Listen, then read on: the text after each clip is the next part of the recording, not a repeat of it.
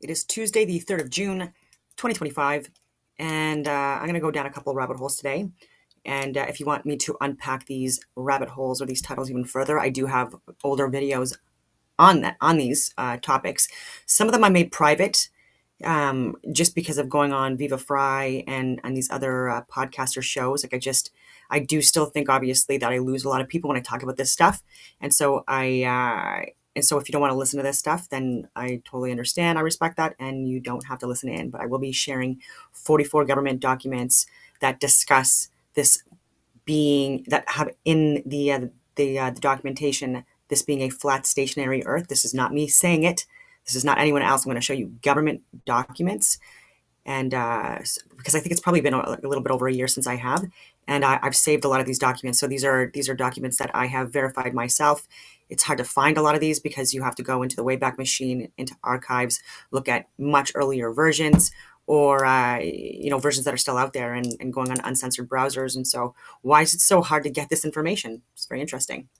And I also wanted to correct something that I talked about yesterday because I was talking about eyes and eye color, and I don't know if I incorrectly said that that green eyes were the ones that were like the most sensitive to light. It's blue eyes, and yeah, and so green eyes seems to be the eyes where there is kind of like in the middle when you're talking about um, light sensitivity during daylight hours and still having good vision at night. And so it's a scale. It's very interesting. And the only reason why I was like looking into this stuff is because I have green eyes. I didn't realize how rare it was. I thought gray was the rarest color of eyes. And so I was just looking into that and melanin and collagen and irises and pupils and stuff like that, just to see it, like how these traits were derived. And I find this stuff interesting. And but yeah, green eyes with gray undertones. So I took a picture of my eyeball yesterday just to confirm with ChatGPT. Even I'm like, what color is this?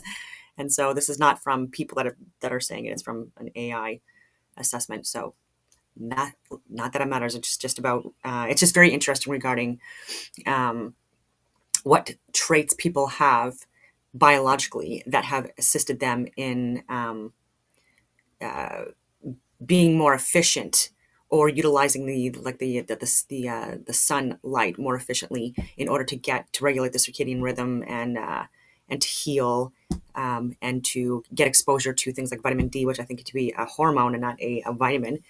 And so light skinned people, they don't have to be outside as long in order to get more exposure to their skin, the largest organ in the body, to get that vitamin D required daily. Which is also why we are not great for extended periods of time when it's really hot out, right? And so, whereas people that are more melanated, they can absolutely stay outside for longer periods of time when it's hot and sunny out, because they're more protected. And so there's pros and cons again, and it all depends on where you live on this earth plane. Same thing with the light eyes and getting exposure to the sunlight more efficiently, when you experience less sunlight, less daylight hours, and colder temperatures. And the same thing with the light hair, right? So um, yeah. So I want to correct that, get at that. Oh, so Sandy Hook. So I've done a couple videos on that, and I've said since the beginning that I don't know if Alex Jones is controlled opposition or not, whether he realizes it or not. And it just confuses me yet again because he's had people on his show that I know, and so why have I not got that invite, right? And it's not because I think I'm better than anyone else. It's just that the information that I can share with him, it's all I think very relevant data to look at. It's scientific, it's medical, it's government data, not my own. Again, and so which I can unpack a lot of this stuff. And so talking about Sandy Hook, he has shared a lot of truth regarding that being a hoax. And I understand this is going to trigger people, me saying this. This is just my own analysis, my own opinion. And I've done videos on it, so take a look at those. But I was looking down these rabbit holes yesterday, and I got into an Austin Whitsitt video, and it was a 10-second clip, but there was nothing else.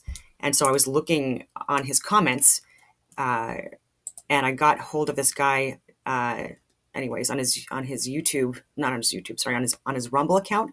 He's called Always Win, WYN, and he did this really huge summary on Austin's video, and he's a lawyer out of the U.S. And there's a lot of information he's been trying to share regarding Sandy Hook. that would absolutely uncover how much of a hoax this was. And he's also been part of like the legal team to varying degrees for Alex Jones, for the lawsuits. And so he actually, sometimes people do honestly like put information out there. People think it's crazy or it's an overshare. Like, why are you sharing this here? It's because like he's likely trying to get someone like Austin Whitsitt, who's incredibly smart and does have more influence and more connections to get this information out there than a lot of people.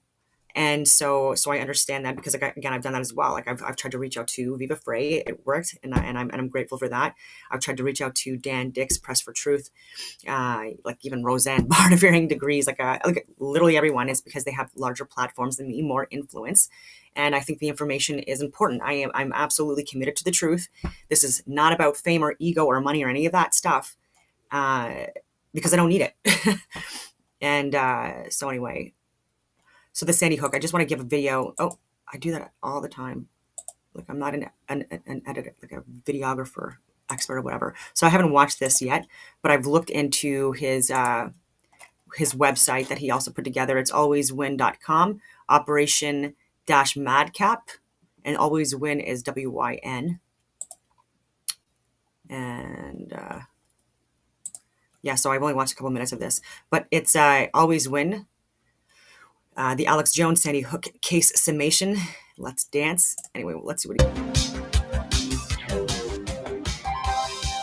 But I'm just, again, I'll reiterate, I'm interested in this because I also think that Alex Jones could have given a lot of proof to completely destroy the narrative regarding Sandy Hook. And again, look at my videos on this.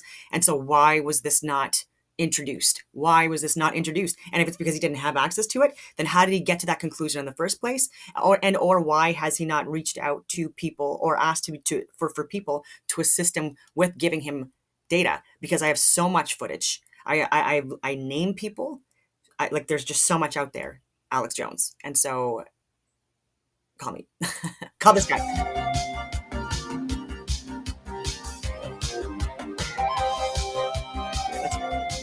How long does this go on? And then I said, wow, this would be great for me to put you in contact with Jim Fetzer, because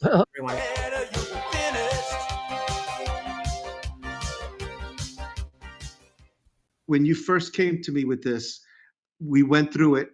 And then I said, wow, this would be great for me to put you in contact with Jim Fetzer, because I knew that Jim Fetzer had written the Sandy Hook stuff and that he was really into it. I noticed that you were hesitant about that. And I was like, wow, why is that? Anyway, I still mentioned it to Jim Fetzer, and I sent him the show that we did. After that, Jim Fetzer was very aggressive in wanting me to put him in contact with you, which I thought was a bit strange.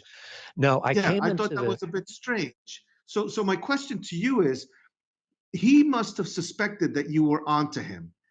When did you get onto him? When were you on? When was the first time I went into the case? And I'm sorry, something screwed up with my microphone. I can barely hear you. I apologize, and especially if I'm speaking too loudly for the folks. But when I went into the case, just based on my experience and gut instincts, I wasn't going to have anything to do with a tainted expert witness. Okay. Going back to my point about you only want the minimum amount of evidence that you need. Okay. I didn't need anything from Jim Fetzer. Okay. Based on my experience and guts, I didn't trust anything from Jim Fetzer. I had everything I needed with the news clips and the work of Sophia Smallstorm and Barry Sotoro, the anonymous guy from New York. Okay. It's all in the scrapbook video. Check it out. So I didn't need Fetzer. And I knew that he had been sued and suffered a massive adverse judgment in Wisconsin on what I knew was a BS case. Now, so I wasn't going to have anything to do with him, because this case needs to get to the proper authorities. You need to have a federal grand jury opened in some district other than Connecticut to avoid local prejudice, or you need the new king coming in to appoint a special special counsel, okay? Wow, this is a very Because big the deal. viability of Like the this First is a Amendment, Second this is a Amendment big deal. are still at Yeah. stake. And again, who ran this thing? Eric Yeah. Holder supposedly talked to the governor of Connecticut a week or two before this event, and you'll see it at the beginning of the scrapbook video. Governor Malloy says, well, the lieutenant governor and I were talked about this a couple weeks ago, and we were told that we might expect something like this playing itself out somewhere in our state. Okay, what plays itself out? Plays, theater productions, okay, or something that you wind up, all right, and let go like a little top or a kid's toy. But it's got to take somebody making it happen. You just don't have a crazy person break into a school and kill 26 people for no reason as playing itself out. Okay. And so I did your interview, and then I did John B. Wells' interview. And that was a short radio interview. I didn't have my PowerPoint, only had about a half hour. And so we had to get to the nuts and bolts of things. And John asked me, he said, okay, Attorney Young, bottom line this for me in view of the fact that this event, this shooting event, was an obvious and easily provable hoax. And I said, okay, well, here's the bottom line. Given that the event was a hoax, the plaintiffs never would have sued Alex Jones unless they knew he would take a dive on the defense. Why? Bingo. Because any reasonable, competent Bingo. attorney would have torn their case apart, shown them as frauds, and they'd be sitting in prison or worse. All right? The same logic applies to anyone else. And when I said it to John, I said, the Sandy Hook plaintiffs wouldn't have sued anyone unless they knew he or she would take a dive on the defense. That minute, I knew it. I was like, Fetzer Halbig, of course. And what have they been doing, as the slide with the Cockroach Diaz brothers showed? They've been leading the Sandy Hook truth community around in a fog, in circles for years and getting nowhere. And it's time that things gotten shaken up. And it's time that a grand jury or a special prosecutor looks at all this. All of the people involved in bringing and throwing these cases. Again, I don't blame the courts. I'm blaming the defense. And certainly you have to wonder about the plaintiffs and their attorneys that would bring such actions. Wow, this is all putting things into perspective for me. So yeah, there's something that is deeper. And I also, like I said, I thought it was strange that Jim Fetzer really wanted to speak with you, even after I told him that you said, I wasn't. no, thanks. I wasn't. No, see, if I would have talked with a tainted expert, I'm not talking about a potential co-conspirator. If I would have just talked with a tainted expert, if I would have relied on anything that came from him, that compromises the integrity credibility of my case. And let me tell you, I would say this in closing, Victor Hugo, this case is much, much bigger than me. Okay. The values that are at stake. And actually, I said that in my text exchange with Stu Peters, because he was a bit upset with me. How dare I get his direct phone and email when he is out there making money off the public, claiming to be fighting for our rights, the truth, and dedicating his platform to Christ, So how dare I do that? But the thing Stu Peters, again, I've shared some of his good work, but he has, there's a lot I don't agree with what he shares and says. And so whether he realizes it or not, he's also controlled opposition and creating a lot of division, respectfully. And I would love to go on a show. Again, I would like to talk to him about this stuff, but I doubt he would ever give me that invite. I noticed is that, people just really can't seem to get outside themselves and appreciate the bigger picture of what we have involved here. If we don't have a First and Second Amendment, we don't have not only a republic, we don't have basic safety, even under anarchic type of situations. If we don't have the right to keep and bear arms with what's been happening to our country, DHS undoubtedly was behind this Sandy Hook drill. Okay. All right. What has DHS been doing to protect our homeland for the last, what, 20 some years, 23 years? It was founded in 2002. And we have no homeland security. We have no borders. And we have crime that's out of control on the streets of our cities. And so it's going to take people like you, Victor Hugo Vaca. It's going to take people like me that, forgive the expression, have the balls to stand up and speak truth to power and to get through to the heart of things on this. I sent you that Todd Callender interview after you had reached out to me on a follow-up interview, and I said, I'd love to come on. I'm not sure if you'll have me or not because of that. But you know what the interesting thing is? The interesting thing is you talk about serendipity, you know, Yeah. things happening fortuitously. Wild. I sent that email to you about, I'm not sure if you'd have me on. And then a couple minutes later, I pulled up your Victor Hugo Art Rumble channel, and I saw that you had that interview posted where you set forth the unfair backstabbing attack that you suffered by Dr. Fetzer. Wow. So So these how things you see are how these not mere thing. coincidence. And it's wild how there are people at the highest levels that we're supposed to trust, that we're supposed to believe, and it turns out they're in cahoots. They're the gatekeepers. And so I really appreciate the cojones that you have to ruffle the feathers, because I, right I now can't at this I time, can't claim to be in league with Tony Montana if I don't show some guts, gumption, and cojones. yeah, because the thing is, we're in the Great Tribulation right now, and it sounds like you are also a man of spirit, and you understand what's happening right Christ, now. country, This and is the Great freedom. Awakening. That's what I'm Yeah, advocating for. Go to alwayswin.com and you will find at the top banner audacious advocacy for Christ, country, and freedom. yeah, and Jesus Christ expects us to live without fear, Yeah. faith, and to put on the If you full know armor to of do God. right, here's a quote that is so applicable in these times, and this applies to man, woman, and child, rich or poor.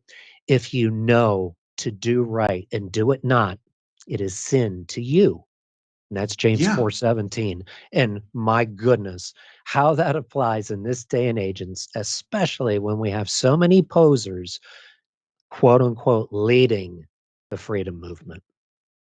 wow. So thank you for contacting me. I guess the Holy Spirit reached out to Thank you and you. I at the same time, because from what you're describing, it's amazing that you then went on my channel and saw that. So again, like serendipity, like you said, God Yeah, works in mysterious love that. ways. This is As you say, it's interesting how these coincidences, quote unquote, occur. And we can see God's hand in our lives, especially when we get together here for the purpose of serving truth.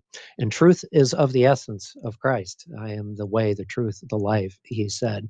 And anytime we come upon truth, we know where it comes from, and we know this as well. And I would relate this message to all the guilty parties in the Sandy Hook sordid affair. And that is this: the truth is infallible and it will come to light. and more people are learning about what false flags are. And so, although people thought that Sandy Hook case was closed, you've just reopened it in a manner which it's the Pandora's box. It's open, Yeah. and Yeah. you can't get the toothpaste back in the in whatever the heck that is. But yeah, you've opened up something that needs to be dealt with. And Alex Jones, if he wants to maintain his credibility, he's going to have to answer to this. I really think it'd be great if Alex Jones could have you on the show. I And won't speak to you know, him. I won't speak to him or any of his employees directly. I don't want to do anything that could potentially compromise a future grand jury proceeding. These are potential Wow. co-conspirators. Yeah. Oh my goodness. Yeah, that's true. That's a good point. Ooh, you know what? I might actually try to get him on my show. I mean, I don't really have a lot of viewers yet, but I think that slowly this year, a lot of people, a lot of accounts on Rumble and YouTube and social media in general, more and more people are getting exposed and or called out for not doing what they promised they would do, or not sharing facts and truth and calling things out. And so yeah, I think that less and less people are going to be inclined to be watching these social media influencers, including Alex Jones, you know, unless he starts telling the truth. And if not, come onto my channel. Yeah. Okay. And I'm not a prosecutor. I do not have Very interesting any point. official basis, and gut instinct tells me right now I should be avoiding any direct contact with those people. I will debate any attorney anytime. I will not have any private communications with any of the attorneys involved in the Sandy Hook cases. If they send me an email or try to call me, I will not respond. I will debate in a public forum at arm's length, and when there's no possibility of any communications, Yeah. that would not be open to the public. So that's what I would do too. Immediately and in real time. Okay. Yeah. We're dealing with treason here. All right. This is a capital offense Absolutely. for which there is no statute of limitations. And not only that, it's our country. All right. And so We're for the people American who people, and this think- is our country. Yep. Yeah, and don't be mistaken to think that the reason he won't do that is out of cowardice. It's because it's out of jurisprudence and knowing that it could be a conflict of interest if he I'm not actually going to does do that. anything to mess up this case. If Barnes or Viva Fry want to debate me, my understanding is they had nothing to do with any of the cases, that none of them made an official appearance in any of those cases. They want to debate me on whether or not Alex Jones should have claimed federal question jurisdiction when he filed an anti-SLAPP motion to dismiss based on First Amendment protections. I mean, come on, this is utterly ridiculous here. I'll debate them anytime. But again, I'm not going to have private communications with any of the people who— I think Viva Fry would get him on his show. I might try to reach out to Encryptus because because Barnes is intelligent, Viva Fry is intelligent, and this guy seems intelligent too. And it does seem that that Viva Fry doesn't have like an agenda. I don't know, I could be wrong, but he seems genuine, grassroots, and just wants the truth out, right? And so I will try, but again, I don't have pull. who Likely I won't go see anywhere. as potentially being co-conspirators, because I don't want to mess up the prosecution's case at any time in any way by doing that. Have you reached out to Barnes or Viva Fry? I have not, because again, they're on Alex Jones' show all the time. I mean, Alex Jones is not on the level. Therefore, one must assume that anyone who is an employee or in that organization, you have to wonder if they've got to know that the man's not on the level, at the very least. And if they're working for him. Okay, this is obviously there are other powers at play here. Alex Jones didn't throw this case and give these poor, sympathetic Sandy Hook plaintiffs, the lottery win of a lifetime. This was not a discrete situation. We are talking about a vast conspiracy here. And, this isn't Bigfoot. This isn't the Loch Ness Monster. We've got them all. We've got them on video. We've got them on the network cameras at the time of the event. We've got Alex Jones pleadings, and everything's clear as a bell. And people need to share all these videos, and people need to start taking action, because if we don't, then we're going to find ourselves in very, very difficult situations in the coming years. Things that happened overseas can happen here if we allow it to happen. Yeah.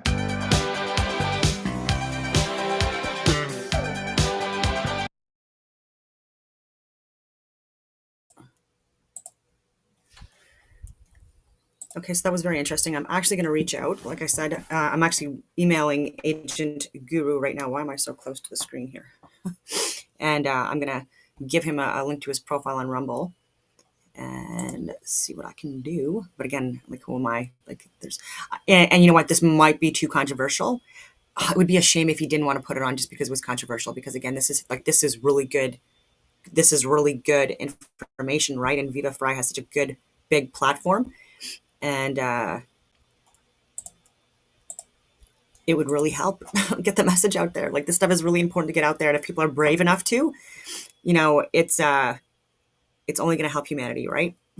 Literally, we're at that point right now, and so now shifting gears, because again, this is something else for some reason, that even sharing this information with people, and then also going through and sharing the documents live, which I've done before, people are still agent smithing themselves. And so I'm just saying, please come at this with an open mind, and just understand that, like, just give yourself the ability to think critically and be able to allow for there to be two different narratives to be held at the same time, and then process the information, and then come up to a conclusion without just like completely dismissing one side.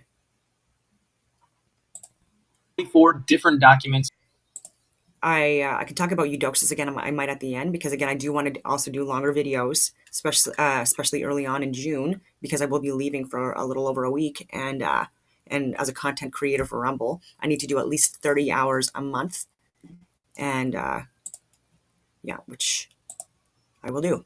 From the governments, Anyway. whereby they admit the Earth is flat. Documents from the CIA, USSR, U.S. Army, NASA, Federal Aviation Administration, the FFA, U.S. Navy, National Imagery and Mapping Agency, National Geospatial Intelligence Agency, and the U.S. Marine Corps, which includes state-owned universities such as UCLA, Penn State, and Shenyang Aerospace University. Government admits flat Earth document number 1, put out by the CIA, whereby it looks like they stole it from the USSR, and this document was created, appears to be sometime around March of 1957, and you'll notice that in the bottom left-hand corner, you'll see the title of the document, the author, if there is one cited, unless there's a ton of them, and I'm not going to list them all. And then you have the URL of this document, so if you want to go download it yourself, you're able to. And when I go through these documents themselves, you'll see on the bottom right-hand corner is the page number where you can find these phrases and words cited. So beginning with page 19 of 100 for this dissertation, there's the brightness of the firmament. The firmament is a biblical term which is mentioned in Genesis chapter 1 8 different times, and beginning with verse 6. And the firmament was made to divide and separate the waters from above from below, as well as the sun, moon, and stars are placed within the firmament. So please go reread Genesis chapter 1. The firmament is also mentioned on page 20. Also, a near sun, which means localized sun, is mentioned. And it talks about the brightness of the first order and derived on the assumption of a flat Earth, and giving some conclusions derived on the basis of this formula. So the formula is based upon the assumption of a flat Earth. There's a near sun, and there's a firmament, apparently. Government admits flat Earth, document number 2. Propagation of electromagnetic fields over flat Earth. You'll notice that on page 7, it says flat idealized Earth. On page 17, flat Earth. Page 18, flat Earth. Page 28, flat Earth. Page 35, flat Earth. Government admits flat Earth, document number 3, from the U.S. Army, titled An Energy Budget Model to Calculate the Low Atmosphere Profiles of Effective Sound Speed at Night. There's an image in the document where it shows a near and localized sun, crepuscular rays, and a flat Earth. And that again is on page 10. And then if you go to page 16, you see the word flat Earth. Government admits flat Earth, document number 4, put out by the United States Army, titled Computationally Efficient Algorithms for Estimating the Angle of Arrival of Helicopters Using Acoustic Arrays. Let's see what it has to say. On page 17, it says flat Earth. Page 30, flat Earth model. Page 31, flat Earth. Page 35, a flat Earth. Government admits flat Earth, document number 5. This one is from United States Army, titled Adding Liquid Payloads Effects to the 6DOF Trajectory of Spinning Projectiles. Let's see what it has to say. On page 7, it says, Assume a flat Earth. These equations assume a flat Earth. Government admits flat Earth, document number 6. This is put out by the United States Army. In fact, it's the same author as document number 5, Gene R. Cooper. And in fact, the title is almost eerily the same. Though what we'll find is that he didn't make any corrections for assuming a flat Earth. But let's read the title. Trajectory Prediction of Spin-Stabilized Projectiles with a Steady Liquid Payload. What does it say? Page 10. It says, these equations assume a flat Earth. Why would you assume a flat Earth if you're on a spinning ball? Government admits flat Earth, document number 7, put out by NASA in August of 1988. Derivation and definition of a linear aircraft model. What does it have to say? Let's see here. Well, starting with page 6, it says, this report details the development of the linear model of a rigid aircraft of constant mass flying over a flat, non-rotating Earth. It goes on to say on this same page, by defining the initial conditions of the nominal trajectory for straight and level flight and setting the asymmetric aerodynamic and inertia terms to 0, one can easily obtain the more traditional linear models from the linear model derived in this report. On page 35, it says this report derives and defines a set of linearized system matrices for a rigid aircraft of constant mass flying in a stationary atmosphere over a flat, non-rotating Earth. On page 55, it says, based on assumptions of symmetric mass distributions, symmetric aerodynamics, and straight and level flight. And then on page 102, this report documents the derivation and definition of a linear aircraft model for a rigid aircraft of constant mass flying over a flat, non-rotating Earth. Government admits flat Earth, document number 8, put out by NASA, titled General Equations of Motion for a Damaged Asymmetric Aircraft. And on page 2, it states, in this paper, the rigid body equations of motion over a flat, non-rotating Earth. Government admits flat Earth, document number 9, put out by NASA, titled Predicted Performance of a Thrust-Enhanced SR-71 Aircraft with an External Payload. This was put out in June of 1997. And it states, non-rotating Earth. Right there, page 10. And this SR-71 Blackbird has a top speed of 2,193 miles per hour. And it doesn't have to account for the rotation of the Earth, the Coriolis effect, the alleged Coriolis effect, or even the curvature of the Earth at 2,193 miles per hour. Certainly it would have to if it existed, unless it was flying over a flat, non-rotating Earth. Government admits flat Earth, document number 10, put out by the Federal Aviation Administration in conjunction with a company named MITRE. It's derivation of a point mass aircraft model used for fast time simulation. This is from April 2015. It says, assuming a flat, non-rotating Earth, page 7. Government admits flat Earth, document number 11, put out by NASA in conjunction with the University of Kansas. They contracted KU to do this work with them, and it was put out June of 1971. It is titled A Method for Reducing the Sensitivity of Optimal Nonlinear Systems to Parameter Uncertainty. Let's see what it has to say. Page 14. It says the idealizing assumptions made are the following. Number 2 is a flat, non-rotating Earth. Government admits flat Earth, document number 12, put out by NASA. It is titled Calculation of Wind Compensation for Launching of Unguided Rockets.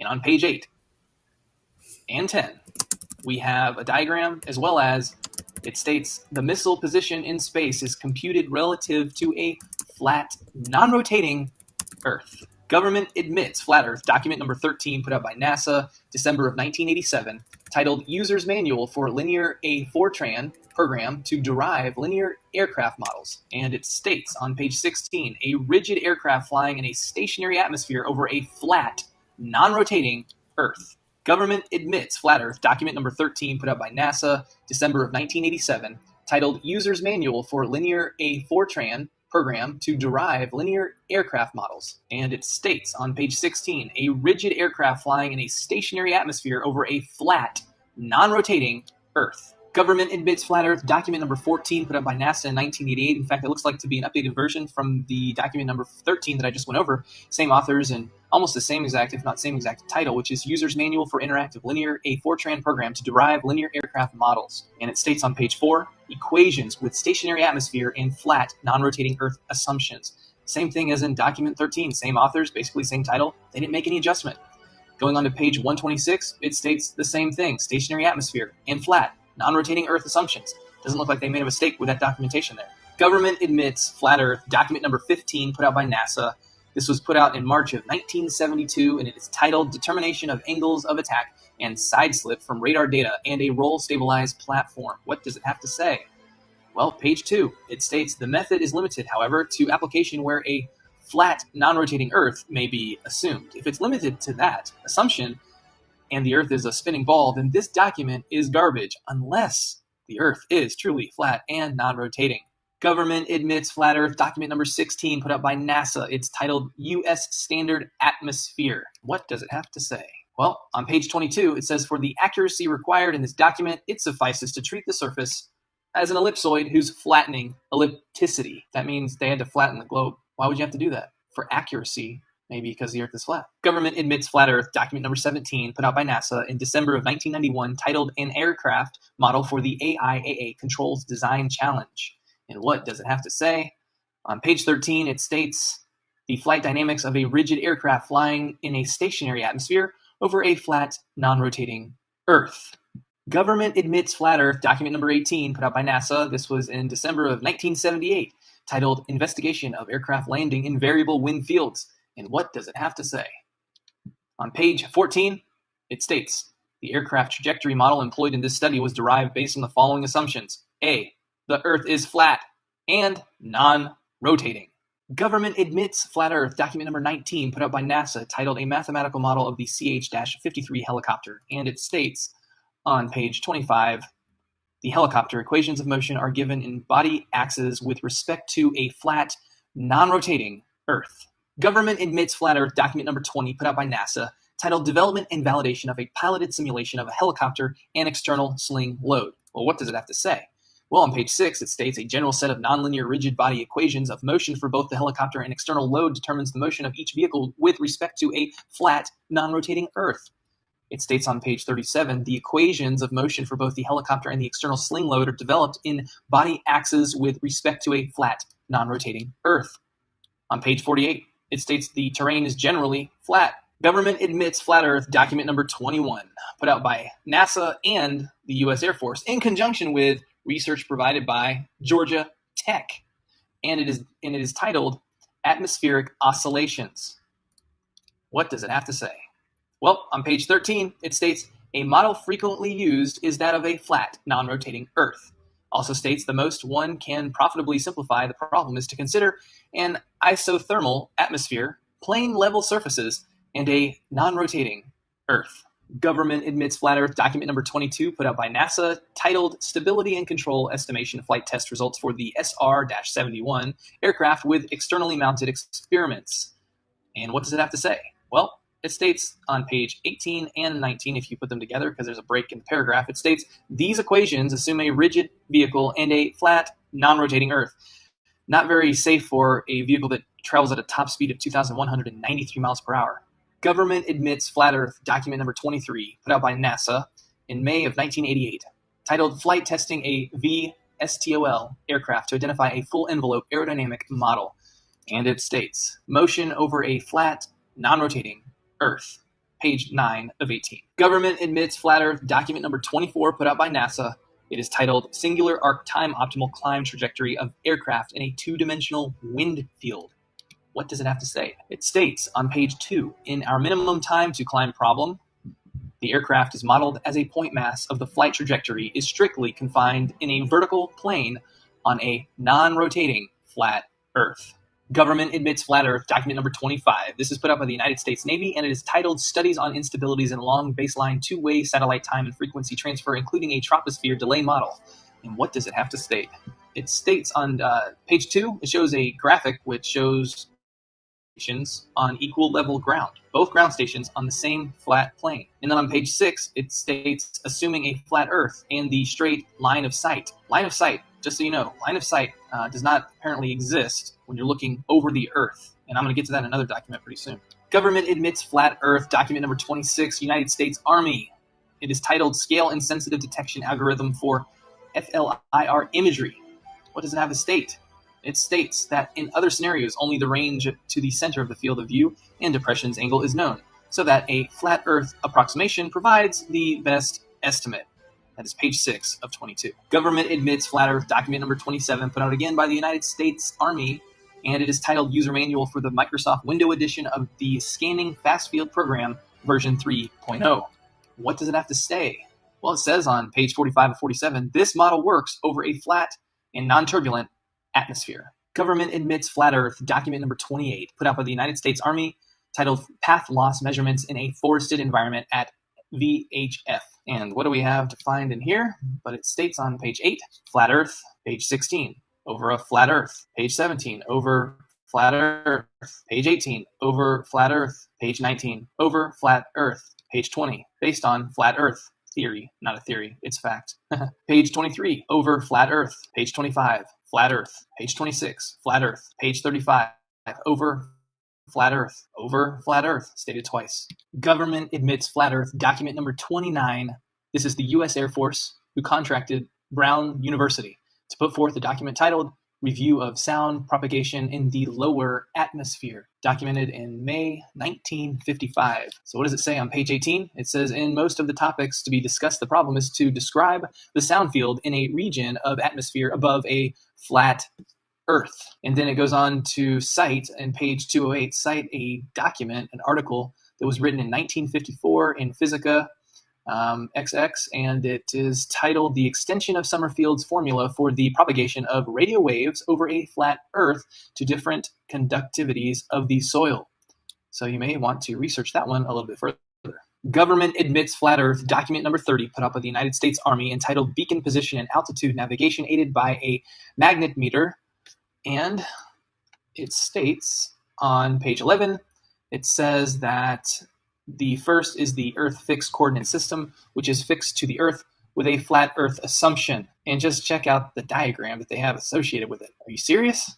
Government admits flat Earth, document number 31, put out by the United States Army, and it is titled Automatic Target Acquisition of the Demo 3 Program. And it states on page 9, only the range to the center of the field of view and the depression angle is known, so that a flat Earth approximation provides the best estimate. Government admits flat Earth, document number 32, put out by the United States Army, and it is titled Modeling of Atmospheric Effects. Let's see what it's got to say. Well, on page 28, it states, this model works well over a flat Earth and non-turbulent atmosphere. Government admits flat Earth, document number 33, put out by NASA in conjunction with an organization called Range Commanders Council Telemetry Group. The document is titled Telemetry Standards.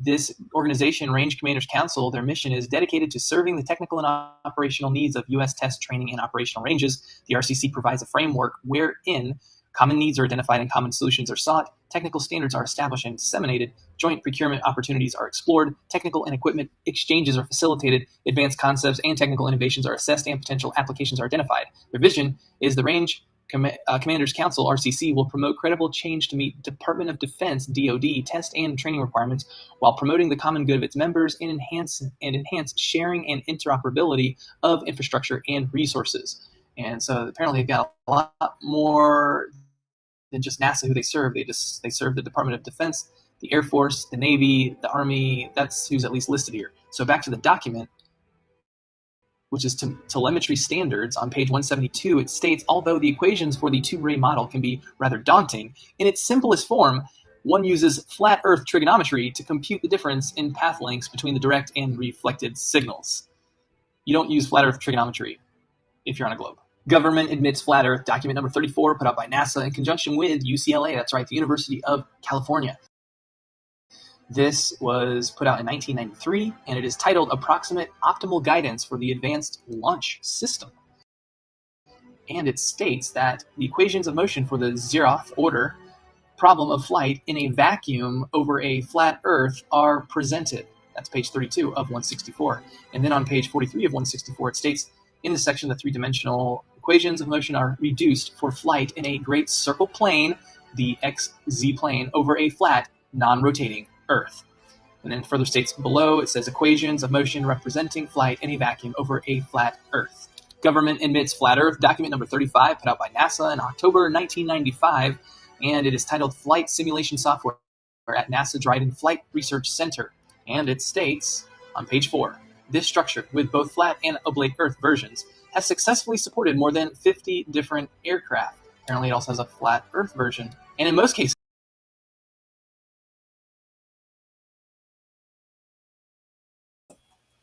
And so it's not me saying this. I didn't realize my mic was still off. But like, this is even NASA. NASA is a government organization, as everyone should know.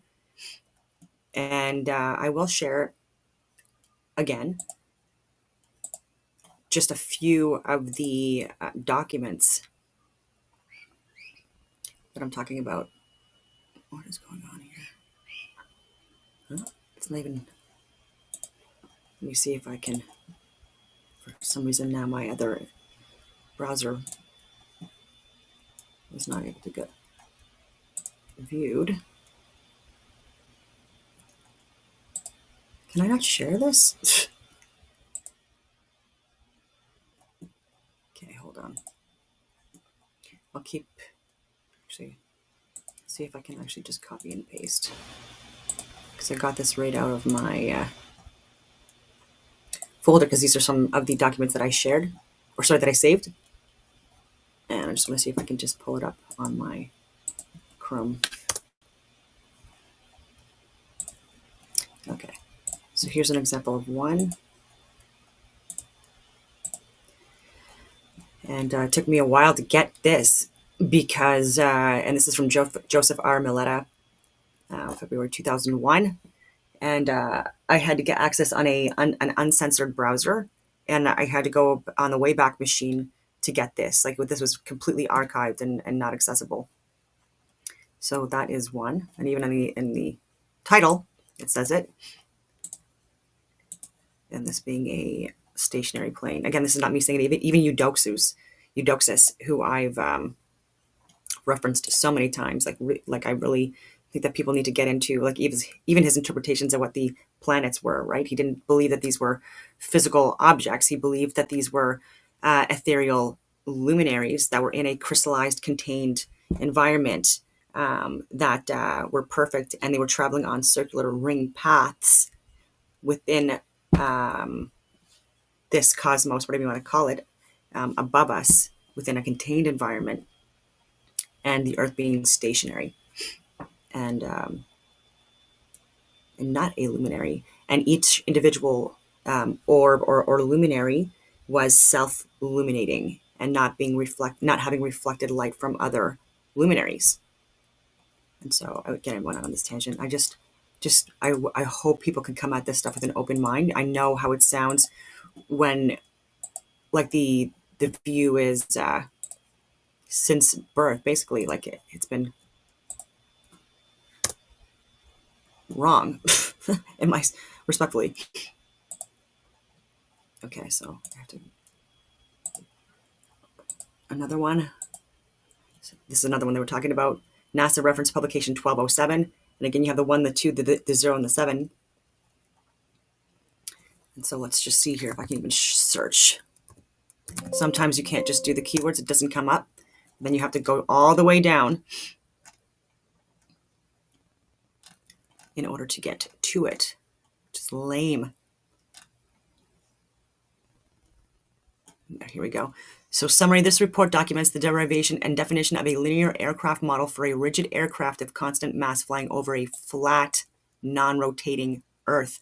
I'll reiterate, flat, non-rotating Earth. Did you see how even trying to do a search, it didn't even come up? So this is why it's getting harder to get access to this information. You have to read so many of these documents, and so take a look at this. Don't be lazy, respectfully. A lot of people that are coming at this, shutting everything down that we're saying, they don't know the alleged speed of the Earth, the rotation. They don't know the alleged speed of rotation of the sun. They don't believe, like, they don't understand Copernicus's version versus Einstein's versus Aristotle's versus Copernicus versus Galileo versus Eudoxus and others, and the differences and the comparisons between them, and they don't know. There's just so many different things I don't know. And when you ask these questions, the Earth curve calculation, this is, again, like, not anyone from my community that made this up. This is coming from people in the past, scientists, great mathematicians, etc., from the past that came up with these algorithms to come up with the alleged curvature of this sphere. But there is no physical geographic horizon, and it's 8 inches per mile squared, by the way. So even at 3 miles, there would be 6 feet of alleged curvature, and we see well beyond that, especially with infrared light. And so anyways, we're getting a lot of things wrong, or completely shutting out alternative views, despite the fact that people don't actually know a lot about these models or these theories that they think they know, right? Because there's even, again, through the greats of the past, like I'm talking about Copernicus and Galileo and Aristotle and Einstein and Eudoxus, like they all had very different interpretations of the sun, the other luminaries, the universe, the cosmos, the earth, what it was. And yeah, I just wish people would look more into that before just agent smithing themselves. So here's just like another one. So again, I highly encourage people, when you look at these videos, because that's what I did, like that video, when I was looking at it, I did my research. I didn't just believe what was shown on a video. I actually had to go in and do the research myself and get access to these publications to visualize it for myself, to make sure for myself that it was accurate, right? So people should be doing their more due diligence is again, I said like 18 times, so I'll calm down a little bit. Okay, is this the one I wanted to share?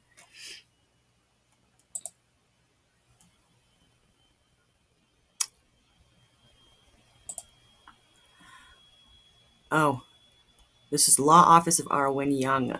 Oh yeah, this is one of these Sandy Hook. I went again. I'm doing my due diligence. Okay, this didn't pop up. Okay, I'm just gonna try again. Copy and paste. Should be clear. Paste. All right. Okay. Oh, so many different browsers. Oh, it's okay. Here we go. So this one actually allowed me, when I put a cursory search in for flat. I'll do it again just so you see what I'm doing. And so it's there. Missile position in space is computed relative to a flat, non-rotating Earth. I didn't write this document. Didn't write this document. Oh, that's funny. It actually brought up a search for, what was that? Inflation. That's funny. But yeah, it's in there. And there's a lot of math. I mean, they're using Greek friggin' symbols in here, it looks like. So, like, it's pretty serious, right? And so I don't think these are dumb people, respectfully. And again, there's so many more. But again, out of these 44 government documents, I was able to, I believe I found, I think, at least 39 of them or more. And I've done videos on this. So just look at those previous videos and you will see. So I'm going to carry on because it's almost over anyways.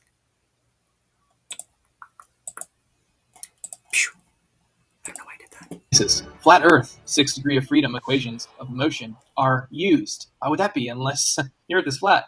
Government admits flat Earth, document number 36, put out by NASA, and it is titled Simulator Aero Model Implementation. On page 10, it states, for the flat, non-rotating Earth, considered here. And I do believe this is more, well, this is an electromagnetic reality that expresses itself via light and sound. And the luminaries playing a significant role in that, and this being a simulation, and how the simulation is being played out, perception being reality. We have it where I already talked about the mind, the body, and the soul, where this avatar or this physical body through the mind connects us to our soul or our spirit that transcends this cosmos, or whatever you want to call it.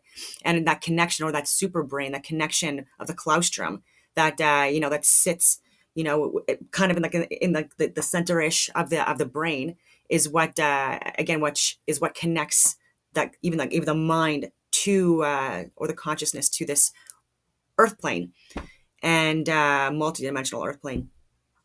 And so I can talk more about that, but I won't. But anyway, so many rabbit holes. Are we considering to build a software over a flat Earth to be used for trainings when the Earth is a spinning ball? Maybe the Earth is flat. Government admits flat Earth, document number 37. This is Shenyang Aerospace University, which is affiliated with, obviously, China. And the title is Design and Implementation of Flight Visual Simulation System. And on page 3, it states, and I'm going to read this entire thing because it's very important to understand, mathematical modeling of flight simulation. The aircraft flight motion simulation, as an important part of FVSS, directly affects the reliability and authenticity of the system. Flight motion simulation of effect can be greatly improved by relative mathematical models of aircraft flight dynamics. In this paper, the FVSS is based on 2 assumptions. A, flight area is the space above ground level level, where the rotation of the Earth and the curvy motion of mass center of Earth are neglected, meaning they don't take it into account at all for this flight simulation software. Why would they do that if the Earth is a spinning ball? Why would you create software to train people how to fly on flat, non-rotating Earth software? Why? Because the Earth is flat. Government admits flat Earth, document number 38. This is put up by Penn State, which is a public university, so state-owned. It's an electromagnetic reality being projected on a flat plane of inertia, like these toroidal fields. Like there's a plane of existence that even Ken Wheeler, even though he's a globe earther, like he still discusses the plane of inertia video. I've explained this before, when you have toroidal fields and how this is where kind of like in this like little area where we have like more like perfect pressure conditions, weather conditions, atmospheric conditions, whatever you want to call it, and the higher up you go, it's less suitable for human life, and also the same applies like the lower you go, whether it be underground tunneling systems or through the ground or the water, where there's an increase in pressure, and as you go up, there's a decrease in the pressure. But again, only able to happen if it's in some kind of a contained environment, as per the like the laws of thermodynamics. And so I'm not saying this as someone that is crazy or like a conspiracy theorist. I'm actually looking into data, and I highly recommend people don't take my word for it. Look at this work. And I'm actually, after this video, I will share a little bit of what ChatGPT says, just as a goodish summary. I would still be cautious with ChatGPT. We have so many different views, but still useful. Just the breakdown of just like an overview of the different interpretations of the Earth, the planets or luminaries, and the sun. And I think it covers Galileo, Copernicus, and Einstein, and definitely Eudoxus, because again, like, I'm fascinated with him. I think this is sort of like a game of telephone, to be honest with you, at this point, and how all of these different stories have just been kind of like bastardized, like through the generations and eras, and how I do think that the originals were actually like, this is where there's a lot of hidden knowledge from greater advanced civilizations that had better understandings of this cosmos in so many different ways. And so looking more into people like Eudoxus, who inspired the works of all of these other mathematicians and math and things like that I've talked about, he was actually closer to the truth, and they just didn't do their homework correctly, respectfully. And so even with like creation stories, I do believe that like a lot of the different cultures and religions, they like, these are all like different interpretations of the creation story, how this cosmos actually was created. And I do think that there should be more emphasis looking into biblical cosmology and the creation story, and just seeing how it all happened. Yeah, it's a very interesting story. We didn't evolve from monkeys and seaweed. We were The created. title is a discussion of methods of real-time airplane flight simulation. And what does it have to say about flight simulation? Well, on page 11, it states flat Earth coordinates. In many flight simulators, globe navigation is not important. In such cases, it is appropriate to model the Earth as a plane, half space, rather than an oblate spheroid. Then the simulator need not worry about how the local horizontal plane changes as the airplane flies around the Earth, though we know from other documentation all flight is straight and level. This simplifies the bookkeeping in the simulator considerably. The flat Earth coordinate system is a Cartesian system. Flat Earth model. Thank you, Penn State. Government admits flat Earth, document number 39. And this is in conjunction with the National Imagery and Mapping Agency, as well as the National Geospatial Intelligence Agency. And the document is titled The American Practical Navigator, an Epitome of Navigation. This is the 1995 edition. All right, so what does it have to say? Well, it states, well, one is waterline. How can water have a line if it's always curving? Maybe because it's level. In any case, this assumes that the observer is at sea level. The Earth is flat. Between observer and object, there is no refraction, and the object and its water line form a right angle. For most cases of practical significance, these assumptions produce no large errors, or rather, in fact, no errors at all. And that's found on page 351 of 714. And then we also find that they have curvature of surface at 0.8 foot per nautical mile. which does work out with what commonly is known as the Earth curvature calculation for the statute mile.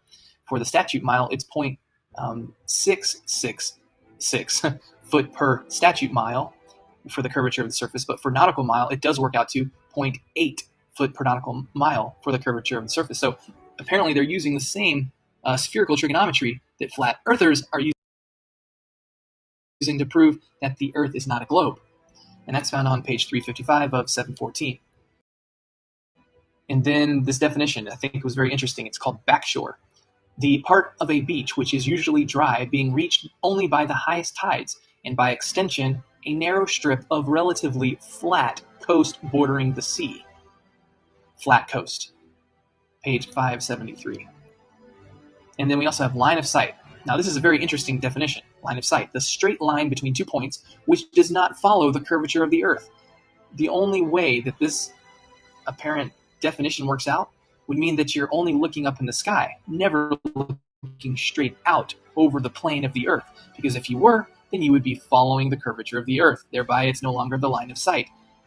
But we commonly say, in my line of sight, I can see such and such when you're looking straight over the Earth. Apparently, we've been using it incorrectly. Government admits flat Earth document number 40, put out by the United States Army in November of 1969, titled The Production of Firing Tables for Cannon Artillery, Ballistic Research Laboratories, in Aberdeen Proving Ground, Maryland. And what does it state right off the get-go on page 10? MSL equals mean sea level. What does sea level mean?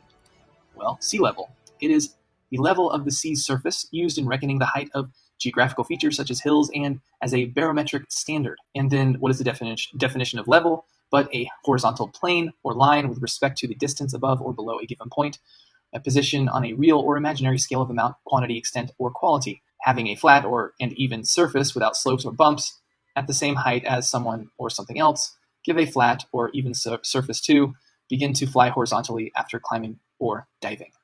That's the word level. That's what is attributed with the word for sea level, the phrase sea level. The word level is in there because water always seeks to find its level.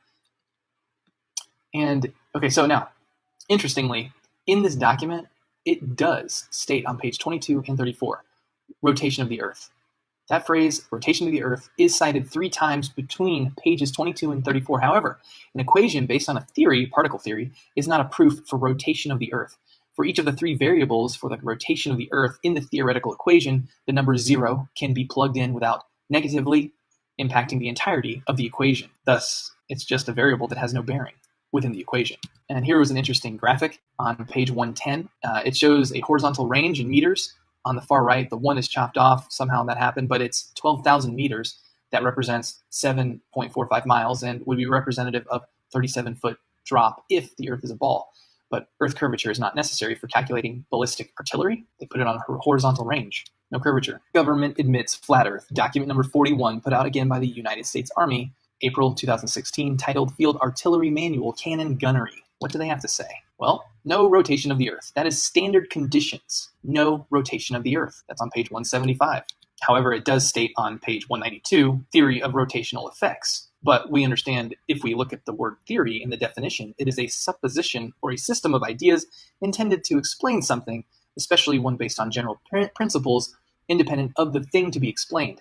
Hypotheses, thesis, conjecture, supposition, speculation, postulation, postulate, proposition, premise, surmise, assumption, presumption, presupposition, notion, guess, hunch, feeling, suspicion. Do you understand that the idea of a theory in science would, until it's been proven anyways, it is simply a form of mysticism even, potentially.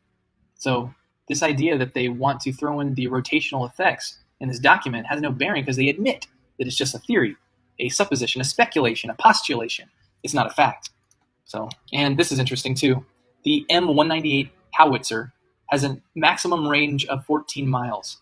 That would be 157 feet of drop from the alleged Earth curvature that goes unaccounted for. Why? Why would you not account for the alleged drop if you're living on a ball? Because you don't have to. The Earth is flat. Government admits flat Earth. Document number 42, United States Army, put out in July of 2006, titled Field Artillery Gunnery. And I'm not going to go through all the document, but I'm going to summarize what is in here. You can check it for yourself. Concepts not discussed or disclosed in the document: Coriolis, rotation of the Earth, sphere, curvature, or even the motion of the Earth. However, the concept that is discussed is azimuth. And azimuth proves that you have to be on a ground plane, flat, no curvature for an azimuth. Now, this image was not in the document itself, but the concept itself is used throughout the document, proving that it's flat. Government admits flat Earth. Document number 43. And this time it's the United States Marine Corps. And it is titled TTP for the Field Artillery Cannon Gunnery. And what does it state? The same thing as the document number 42, which I just covered. The concepts that are not discussed in this document include Coriolis, rotation of the Earth, sphere, curvature, and motion of the Earth. However, azimuth is discussed. Again, the Earth is flat. Government admits flat Earth. Document number 44, put out by the United States Marine Corps, entitled Tactics, Techniques, and Procedures for the Field Artillery Manual Cannon Gunnery. What's interesting about this document is that it does go into great length of stating the words and phrase rotation of the Earth and Coriolis. It says it 7 different times at least. However, it also states that the standard conditions by which it operates or expects to be operating is no rotation of the Earth at all. So why is there this contradiction? So how do we reconcile the difference and apparent contradiction of whether or not rotation of the Earth or Coriolis needs to be taken into account? Well, number one, other than the mention of the terms rotation of the Earth and Coriolis, there is absolutely no instruction in the documentation for how to account for the rotation of the Earth. So why is that? Number two, the rotation of the Earth is a theory. And just as in the quote, equation cited in the U.S. Army document, report number 1371, entitled The Production of Firing Tables and for Cannon Artillery, which was document number 40, it allows for the variable of alleged rotation of the Earth to be 0, leaving the entirety of the equation unaffected. And it is the same with this documentation produced by the United States Marine Corps. And if you're interested in looking at document number 40 again one more time, you can pause this. This is for your help and research a little bit more right here, or you can just go to the document itself and check it for yourself. But I'm going to move on. Now, what is discussed in this document is azimuth. And we understand that only works on a ground level plane, flat, no curvature. So I rest my case. The Earth is flat. So don't just take his word for that. Do your own research, please.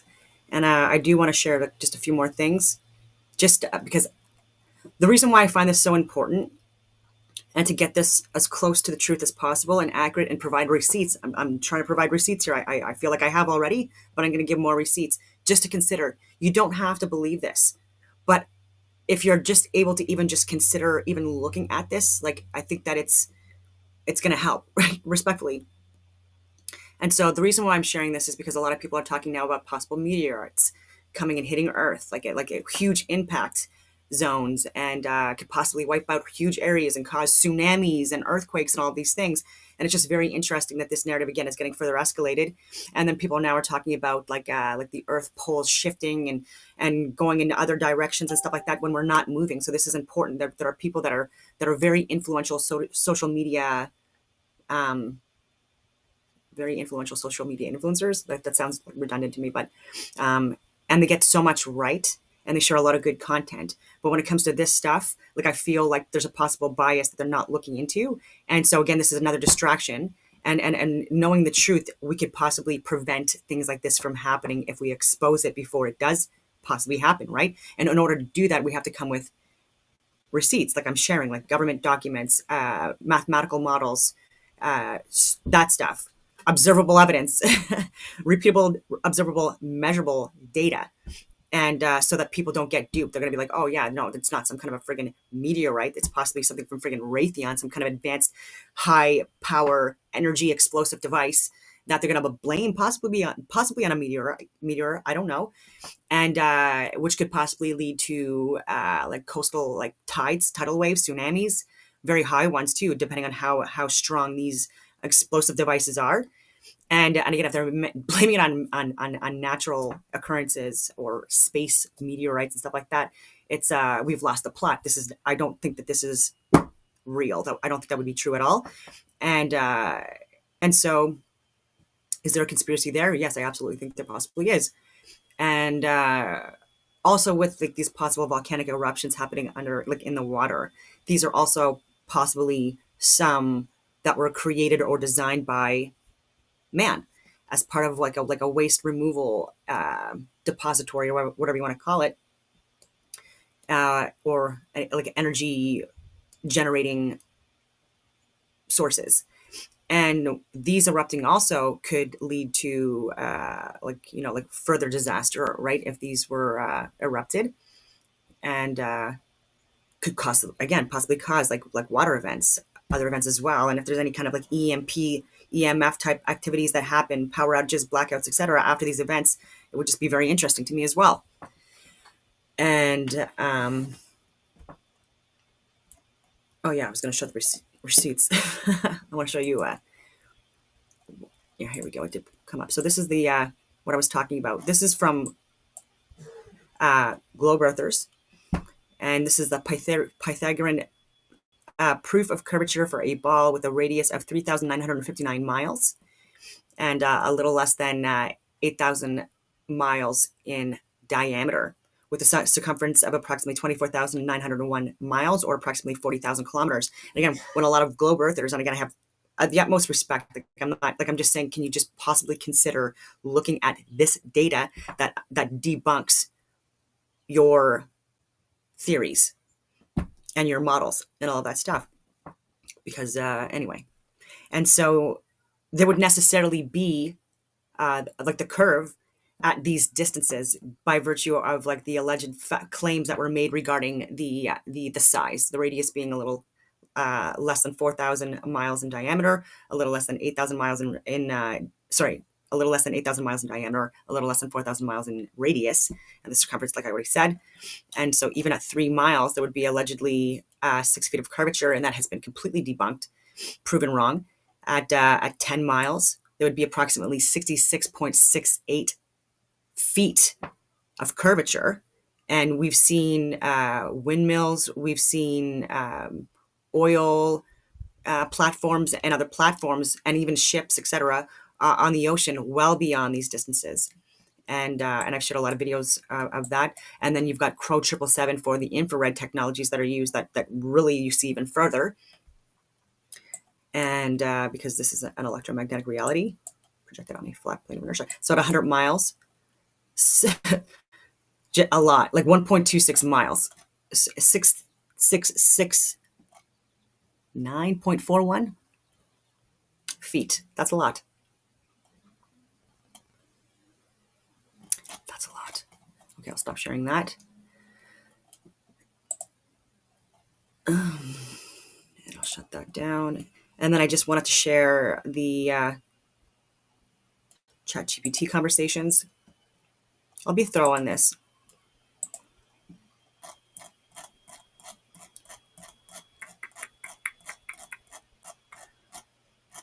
I shared with ChatGPT images that I wanted it to visualize. Okay, so I asked it, show me graphs and diagrams of the sun's travel path through the zodiac and the seasons to explain its travel path. First, it didn't generate anything. Then I said, try again. And then give me this. And it's sort of okay. This is like the astrological wheel, for example. And the sun's travel path through the zodiacal belt through the day and year. But I kind of didn't like it. So this is what I had saved. So here's my diagram that is superior. I was just joking around a little bit. That's kind of funny. Okay. I think it's uploading. If not, again, I have it saved. I can re-upload, which I might have to do.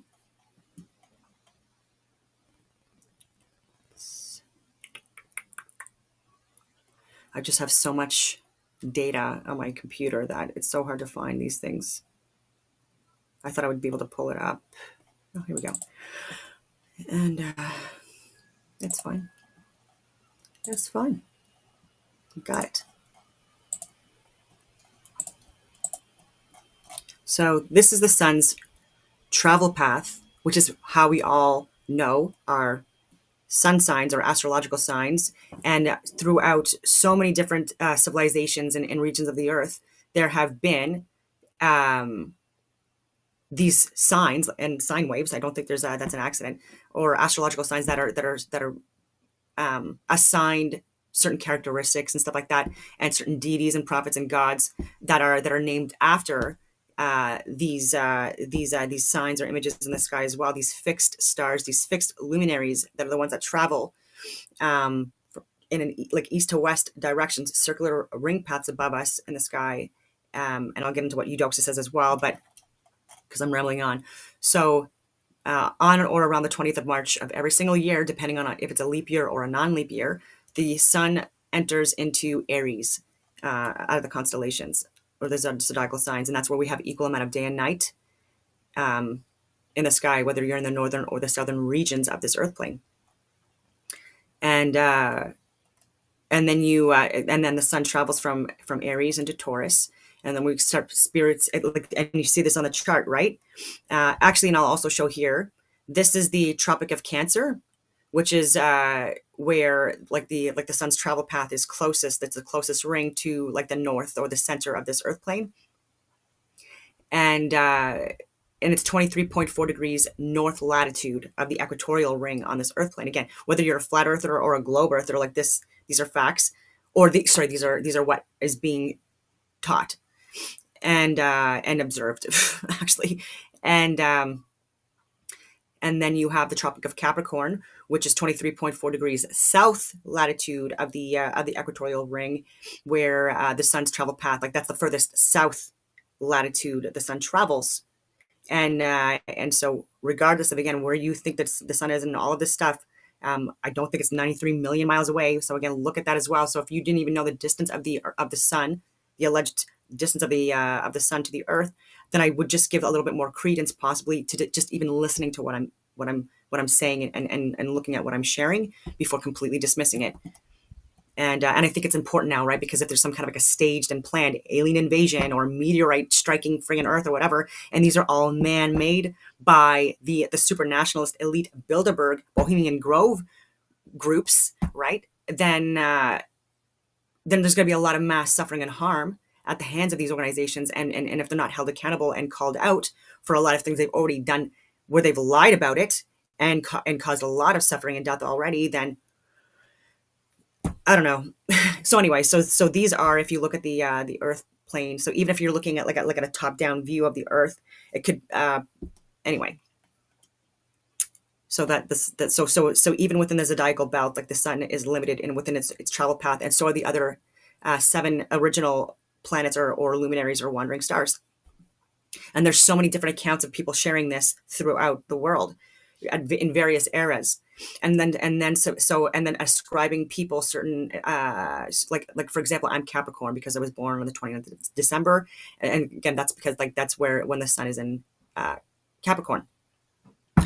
And so even in Egypt, for example, and China and so many other places, it's either 12 or 13 depending on if you consider Ophiuchus also part of the zodiacal signs that the sun travels within, because there's a bit of touching at the heel, I believe, and some people consider that to be one of the 13. But anyways, the 12 and the 13, I think that this is just confusing people of the original creation story, and I think it should be 12. But anyway,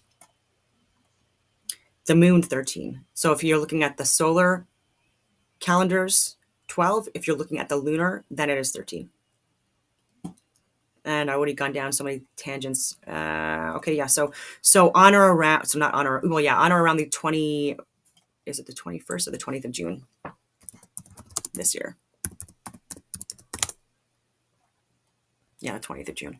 So depending on if it's a leap year or a non-leap year, the summer solstice, when the sun is at the highest point in the sky or traveling the Tropic of Cancer, closest to the center of the earth, and like closest to the northern regions, further away from the southern regions, so the outward regions, we have the longest daylight and the shortest night, and it travels that circular path for 3 days. And I think this is where, even with the significance of Saint John in the Bible being being celebrated or recognized, on the 24th of June of every single year, and Jesus Christ being born on the 25th, just like Mithras and Dionysus and Horus and Apollo and Count Zoroaster and I think that's pronouncing. I hope I'm pronouncing that right. But anyways, so many different deities of the past with that connection of the sun. These sun deities, Ra, and that birth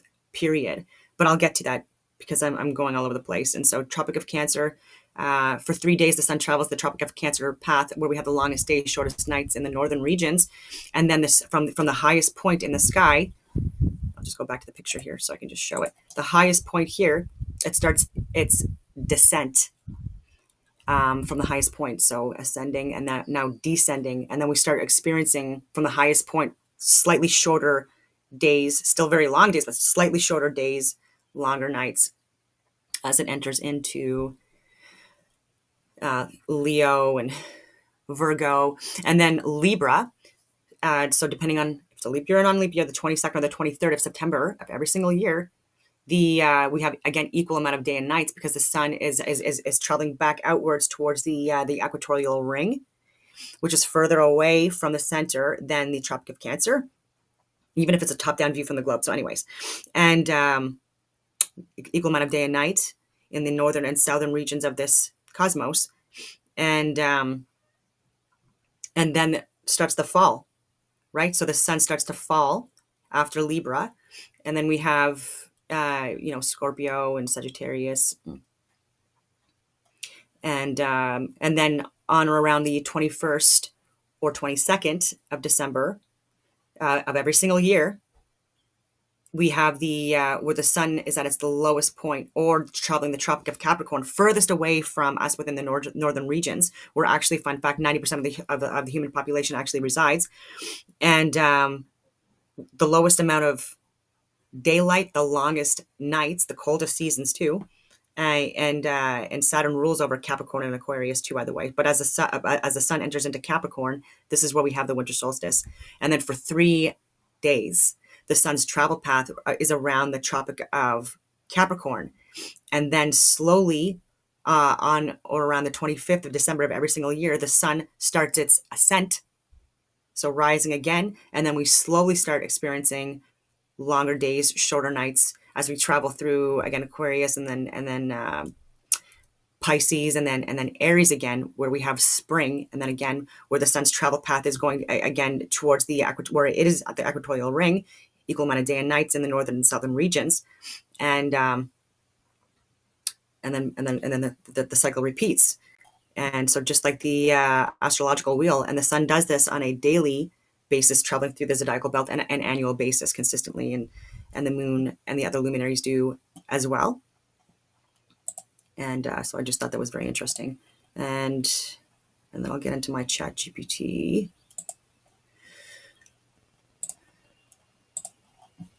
Back. Oh. Okay. So I shared that diagram, and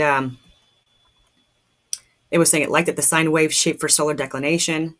By plotting the sun's position as a true half wave between the Tropic of Cancer and the Tropic of Capricorn, you immediately see how latitude oscillates the year.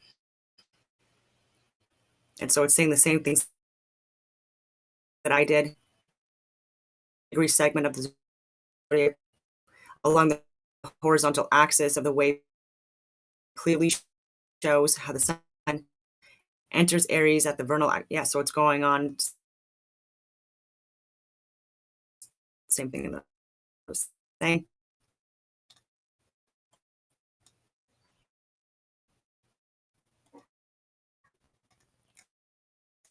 So I asked it because it was talking about putting in the degrees.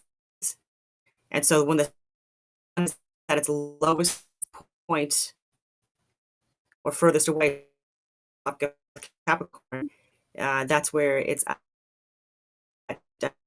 270 degrees. You're going to get the 270 again. And very interesting. So I asked, what are the differences between Copernicus, Galileo, Einstein, and Eudoxus?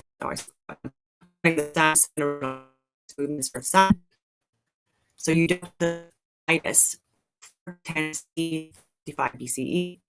Overall cosmos model, geocentric spherical mandala. Euclid proposed one of the earliest geocentric flat-centered models in Western astronomy. I just want to make sure okay, good.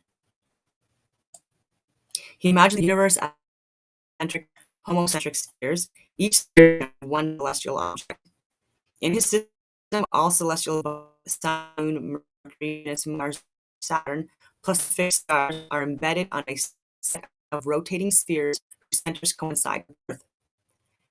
Planetary motion, 7 planets, nested spheres, planet. The 7 planets have multiple concentric spheres. One sphere for daily westward motion, carrying everything around 124 hours.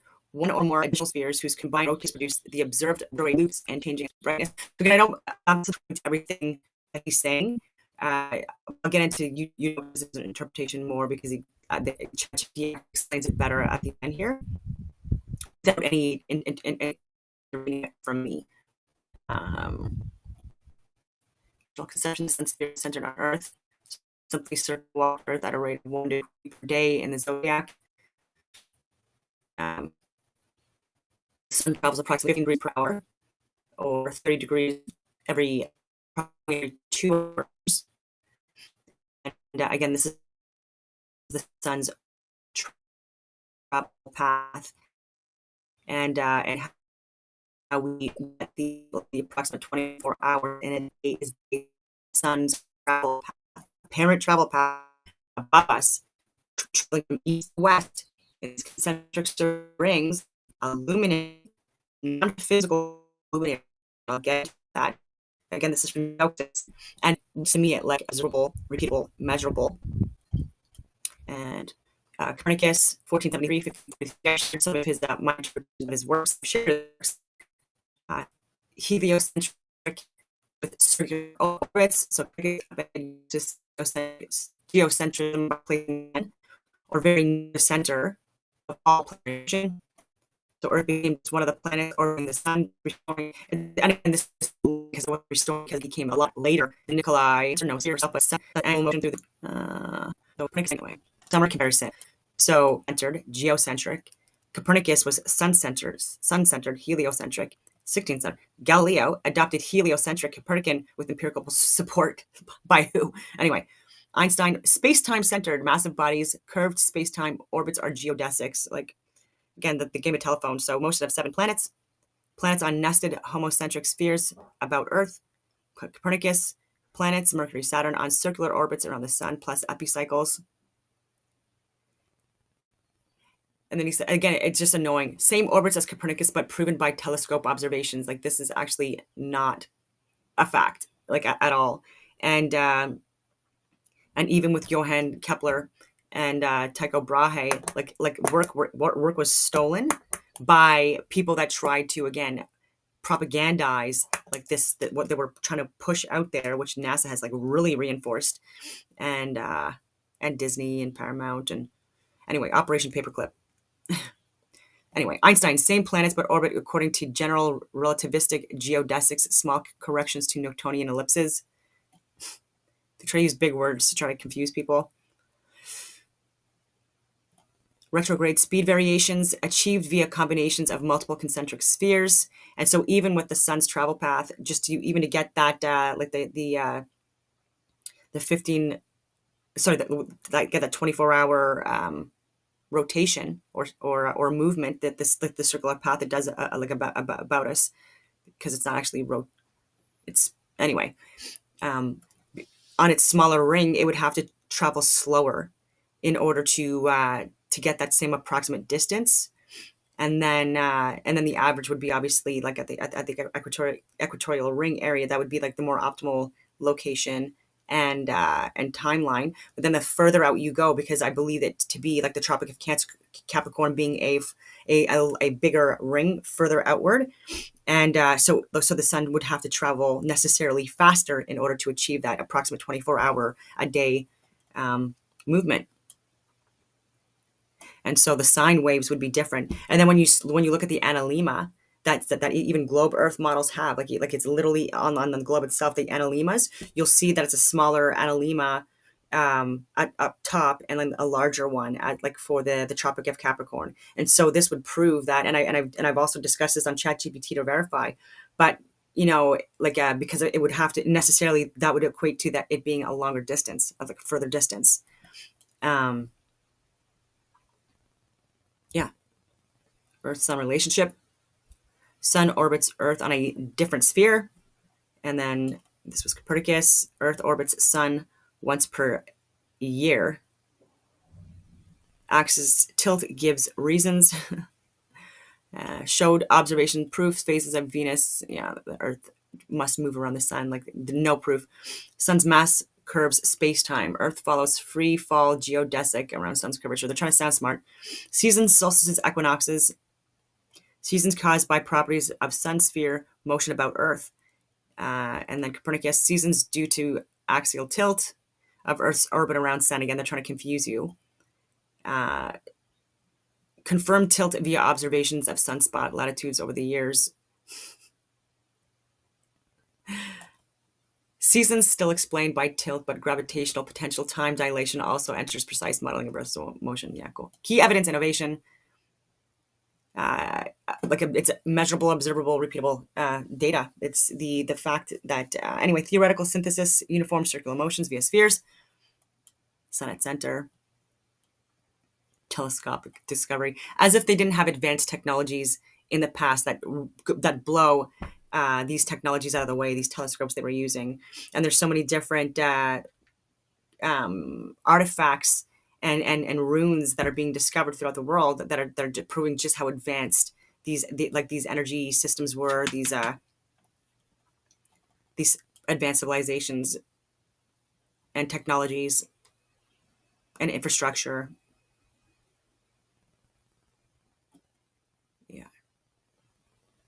Laid groundwork for centuries of geocentric astronomy by refining how multiple spheres could produce loops and oscillations. Yeah, so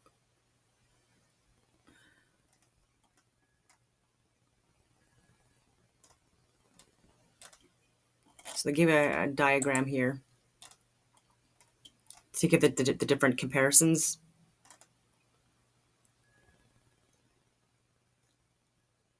So then I wanted to ask, can you break down as to who thought the Sun moved, rotated, who thought it was the center of the universe, who thought the Earth, who thought the luminaries are what are called planets, and who thought they moved on a circular ring path? So question, why did they think the Sun moved in the sky? So Eudoxus, yes.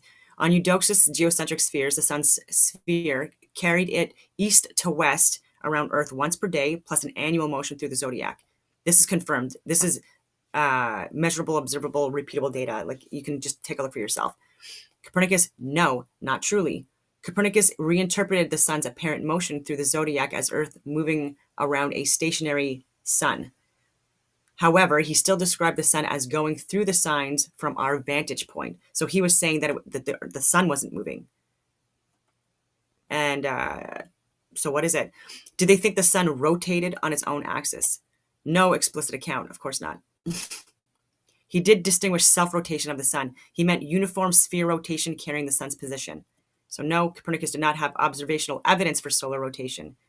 He treated the Sun as a nearly perfect stationary object. Who did they think was the center of the universe? Earth. Eudoxus nested spheres are all concentric on a fixed Earth. Sun for solar system. Copernicus placed the Sun at or near the middle of all planetary circles. He still permitted a far more distant sphere of fixed stars, but the Sun was the center of all planetary motion. Who did they think was at the center of Earth's daily rotation? So for Eudoxus, Earth was immobile.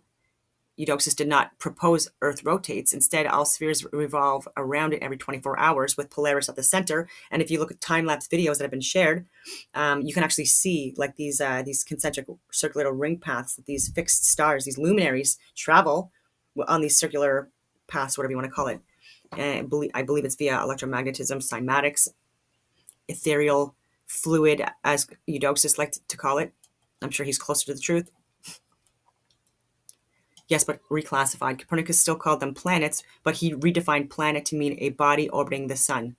Thus, sun and moon were no longer planets in the same category. Sun became central body, moon became Earth's satellite. Yeah, so Eudoxus circular rings. He did not literally draw flat circular rings, but imagined three-dimensional nested spheres. Each sphere's equator, a circle, carried a planet along that path. There was no concept of eccentricity or epicycle in his original model, only concentric spheres with combined uniform motions to mimic observed speeds and retrogrades. Actually, ChatGPT's not really entirely accurate on that, as like again saying imagined three-dimensional nested spheres. And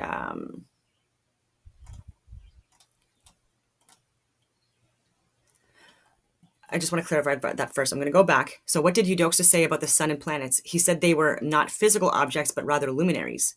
So according to what we know from later authors, primarily Aristotle and Simplicius, who describes Eudoxus' model, and again, describing a model, reinterpreting it, that's also grounds for bias or misinterpretation, or not doing proper scientific methods in order to come to appropriate conclusions.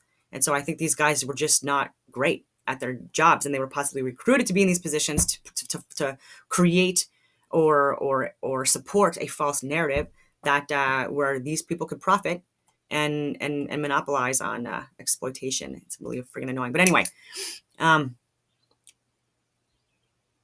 Eudoxus did not treat the sun and planets as solid material rocks like the Earth. Instead, he conceived them as luminaries, i.e. glowing or fiery spheres of ether, a divine transparent substance whose light we see rather than opaque physical masses. The key point of his view are celestial bodies are as fiery spheres. Eudoxus assumed that each wandering star, Sun, Moon, Mercury, Venus, Mars, Jupiter, Saturn, was a sphere of luminous ether. These spheres themselves emitted light for the planets, reflecting some of the divine radiance, rather than being solid balls of rocks. See, this also, like, why is this in here? It's not reflecting. Anyway, that's what I mean. You got to be cautious with ChatGPT. Self-illuminating. Embedded in concentric rotating spheres, each luminary was fixed to or embedded in one or more concentric crystalline spheres, each sphere made of a transparent, incorruptible ether. Those spheres rotated uniformly around Earth. The rotations of these spheres carried the luminary through the sky. For example, the sun was carried by three concentric spheres daily: diurnal sphere that carried it once around Earth every 24 hours approximately; annual sphere that produced the sun's motion through the zodiac, approximately 1 degree per day along the ecliptic; inclination sphere to account for its slight north-south oscillation relative to the celestial equator. Anyway, no physical math like Earth's. Because these luminaries were conceived as pure ether spheres, Eudoxus did not imagine them as solid objects subject to decay, weight, or material change. They were qualitatively different from anything on Earth. In his system, the only physical body was the Earth, with its single fixed sphere contained. I'll show you a diagram of that. Anyway, all other celestial objects were perfect, imperishable, ethereal lights. Light and motion intrinsically linked. By making the planets luminaries, Eudoxus ensured that their brightness, how we see them on Earth, stemmed from their own ethereal nature rather than from sunlight reflecting off opaque surfaces. Again, like cymatic sonoluminescence possibly involved there. Light and sound being expressed via electricity and magnetism. And that's also dependent on the matter or material or the particle, the temperature and the pressure. Their apparent motion, including retrograde loops, arose solely from the combination of uniform rotations of the nested spheres, not from any physical orbit in a material sense. Why Eudoxus adopted this picture? I mean, he's not here to explain that, so he can't really confirm it. In classic Greek thought, anything sublunar below the moon was corruptible and subject to change. In contrast, the heavens were perfect and unchanging. By calling planets fiery luminaries embedded in ether, Eudoxus preserved their perfection and permanence. I think he was just doing his science stuff. Anyway. His concentric sphere construction used uniform circular rotation to generate all the complex observed motions: daily, rising, setting, seasonal progression through the zodiac, and retrogressions. Yeah, without resorting to physical ellipses or eccentric orbits. So I'm more inclined to believe more in what Eudoxus is saying. Copernicus, circular orbits and epicycles.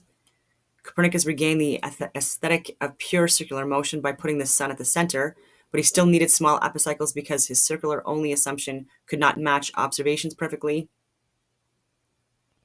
In practice, his 8 circles per planet were fewer than Ptolemy's, but they were not truly one simple circle each.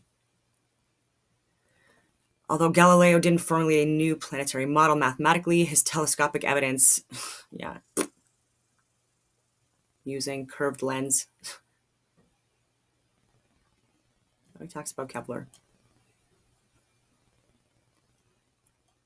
Yeah, so a lot of people just adopting people that were in the same occult groups as them at the time. LARPing. That's live action role playing for those that don't know that. Anyway. In Einstein's views, it isn't correct to speak of a rigid circular ring in Euclidean space. Yeah, okay. Euclidean geometry. I've actually shared that as well, how it proves that this is not a globe. Anyway, some daily annual Earth center spheres.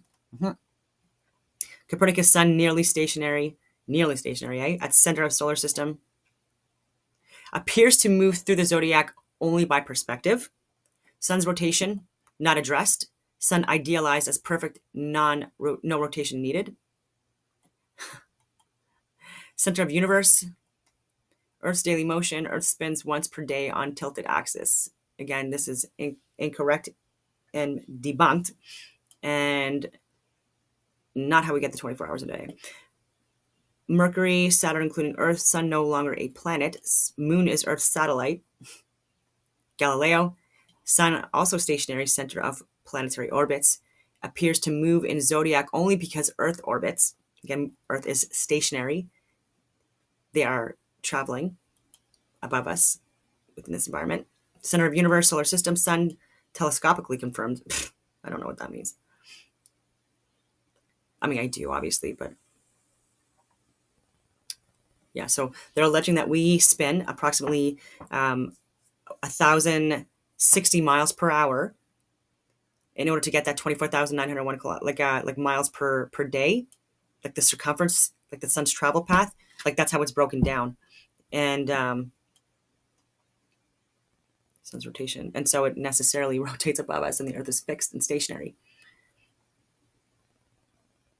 Both cannot be true. I mean, I guess it could on a different model. So Einstein's sun, dominant mass curving space-time, not literally at rest in universal center, but center for solar system dynamics. Sun's rotation, yes, sun rotates, and also induces small frame dragging of space-time. As the sun travels through the ether on these circular ring paths, there is obviously movement, like there's centripetal and centrifugal forces that happen when there is movement of these luminaries. And so like you'll see too in certain areas of the world where the travel path of the sun is, like during the around the equatorial ring, Tropic of Capricorn, Tropic of Cancer, etc. During certain areas, depending on things like temperature, pressure, and density or the matter or the molecule, whether it's positively or negatively charged, these particles, how it interacts within the environment. And that's where we get these areas where there's where, because of the centrifugal forces, like a spin or like a funnel event, or that impacts the ether. And so in this is a gaseous environment as well. Like I might have missed that before. And so nitrogen, oxygen, and carbon dioxide, and helium and hydrogen, especially at the higher levels because they're lighter and more positively charged ionized gases.